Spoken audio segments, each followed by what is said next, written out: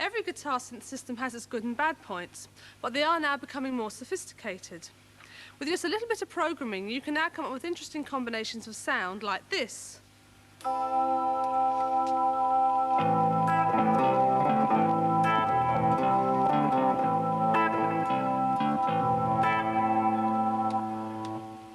You can also now buy units, like this one, which will convert any guitar into a synth controller.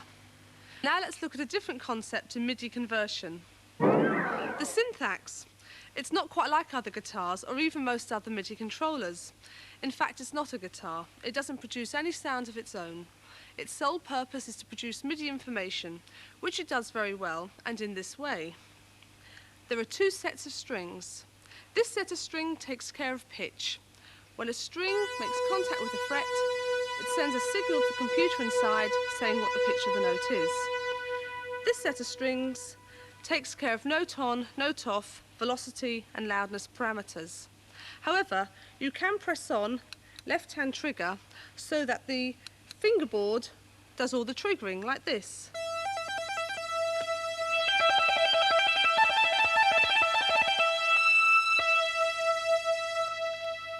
You don't even need to use the strings to trigger it. You can actually use these keys here, like this.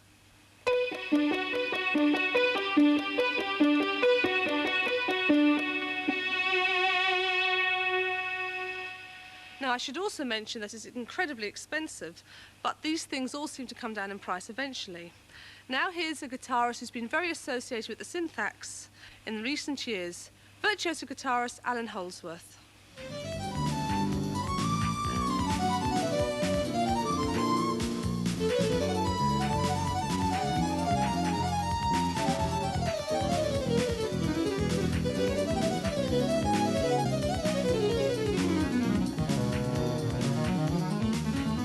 When this thing came along, it was just like I'd been waiting for it all my life, because it was an instrument that I understood, because the notes are where they are on the guitar, so it will understand the language I've come to understand and translate it into one which will control synthesizers seriously.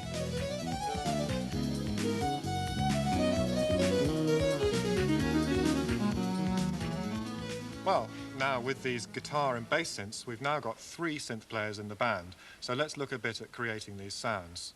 We looked at analog synths in program 1, so what about digital synths?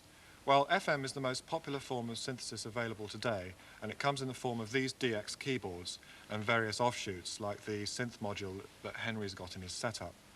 These synths have acquired a reputation for being hard to program, but with a little knowledge you could easily start altering factory sounds to suit yourself. Firstly, call up a sound, press Edit, and you'll notice that the display refers you to an algorithm number. Now, algorithms are groups of digital oscillators arranged in different combinations. And just to confuse you further, these oscillators are known as operators. Now, unlike analog synths, operators are set only to produce one waveform, that's a sine wave. And the way the DX generates complex waveforms is to call some operators carriers, the bottom row of numbers on your algorithm chart, and these form the basic pitch of the sound. The other operators are called modulators, and these jangle the frequency of the carriers and change the tonal quality of the sound. So, to hear the effect that each operator has got, try switching out different ones using the operator on-off button. 1 on the display means it's on, and 0 means off. You'll notice that if I disable operator 1, here the sound disappears. This is because using this algorithm, operator 1 is the only carrier, and without it the sound doesn't exist. Now, you could try experimenting with different algorithms. You'll find that if you're after a complex, harmonically rich sound, like the one we're using here, you'll need an algorithm with plenty of modulators in it, like this one.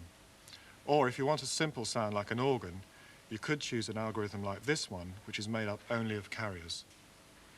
Well, this probably sounds very confusing, and it will be until you try experimenting. So, get to it. Yes, you've guessed it, drummers have to program sounds too. And while guitar and bass synths may still be relatively rare, drum synths certainly are not. Following a short period of disbelief, electronic kits took off like wildfire. Now, some people still see them as a threat to or just a poor copy of acoustic drums, but what is undeniable is that electronics can offer the drummer a much greater variety of sounds, even to include tune sounds, as we discovered when we talked to ex-Yes and King Crimson drummer Bill Bruford. My name's Bill. I do the rhythm. Don't talk to me about melody, harmony, don't worry about that stuff. That's the keyboard player's department. I just do rhythm.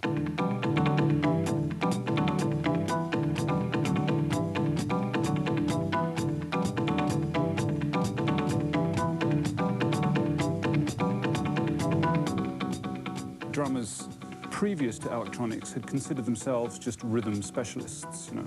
I think that's becoming a fairly luxurious point of view, and I think drummers are increasingly interesting themselves in melody and harmony.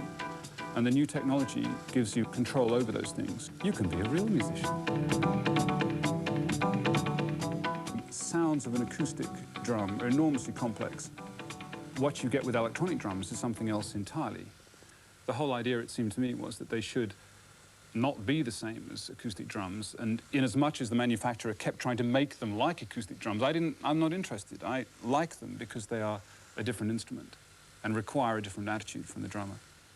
Now, as Bill says, electronic kits are different instruments from acoustic drums, and you may have to adapt your playing technique accordingly.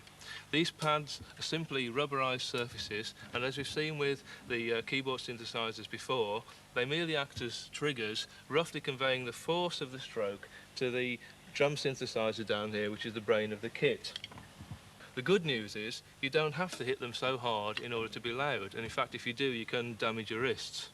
But what is good about it is that some things are actually easier to play, like... what else? Well, they're light and they're compact, but then you need amplification. And of course, it has to be pretty hefty, otherwise you can end up splattering speaker cones all over the audience. A definite plus, though, is the complete sound separation of each pad, which makes live and recording mixing a lot easier.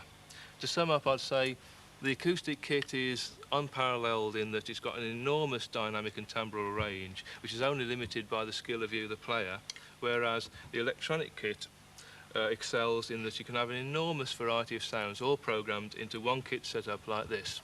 Quick look at the sounds. Now, this kit has got both analog and digital sounds, and they're all programmable. So this snare drum, for instance, is purely a digital sample, but I can drastically alter it just by turning one parameter down here.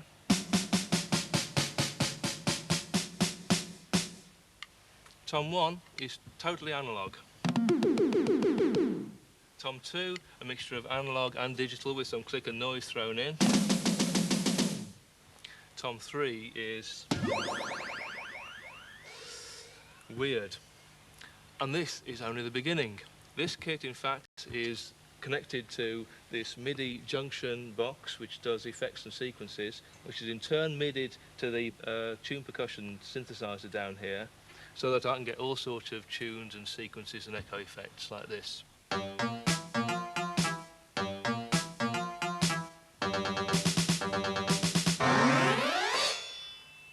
But for the complete works, back to Bill Bruford.